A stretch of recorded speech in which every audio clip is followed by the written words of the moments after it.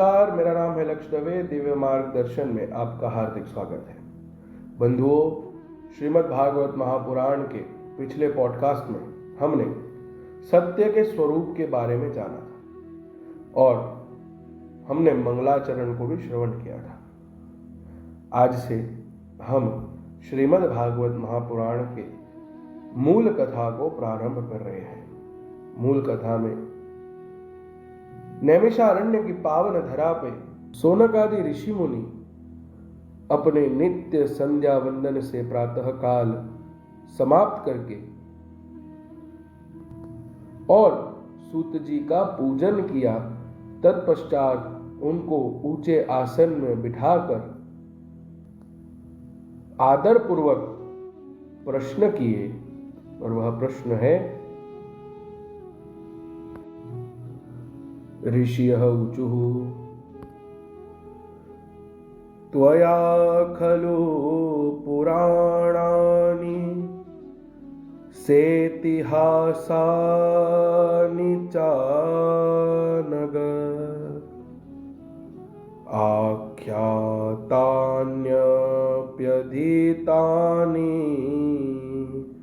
धर्मशास्त्राणि यान्युत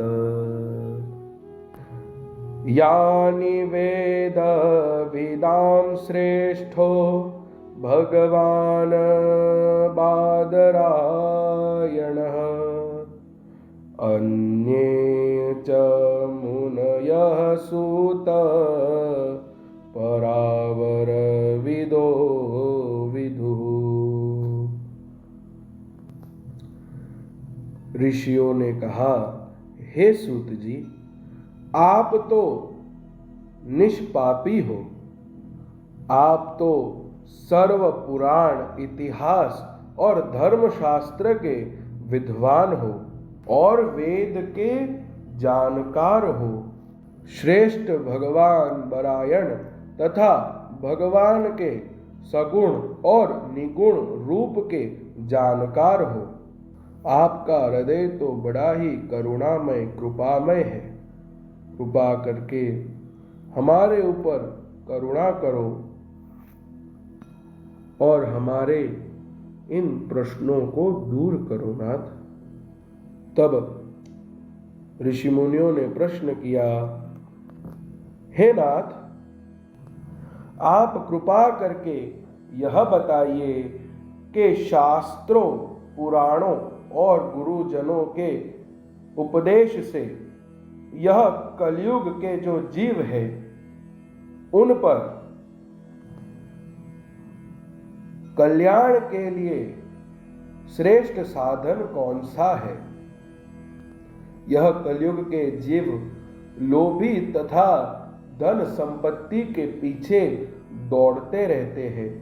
उन्हें नहीं पता कि इस युग में उनका जीवन भी बहुत कम हो चुका है, जिसके कारण वे भगवत नाम लिए बिना ही इस शरीर को छोड़कर पुनः 84 के चक्कर में फंस जाते हैं। हे नाथ, फिर हमें भगवान के अवतारों की कथा कहिए। सूत जानासि भद्रन्ते भगवान सात्वतां पतिः देवक्याम वसुदेवस्य जातो वस्य चिकीर्षया। यहाँ पर सोनक आदि ऋषि मुनियों ने एक अद्भुत प्रश्न किया कि हे सुत महापुराणी। यहां पर मैंने एक जगह पर भार भी दिया, उसके बारे में भी मैं आपको बताऊंगा। यहां पर सोनक आदि ऋषि मुनि कहते हैं कि हे सुत जी, यदुवंशियों के रक्षक भक्त वत्सल भगवान श्री कृष्ण वसुदेव के धर्म पत्नी देवकी के गर्भ से क्यों जन्म लिए? जातो, वाय, क्यों? इसलिए इस शब्द पर मैंने भार दिया। उन्होंने भारपूर्वक पूछा। और क्यों भारपूर्वक पूछा?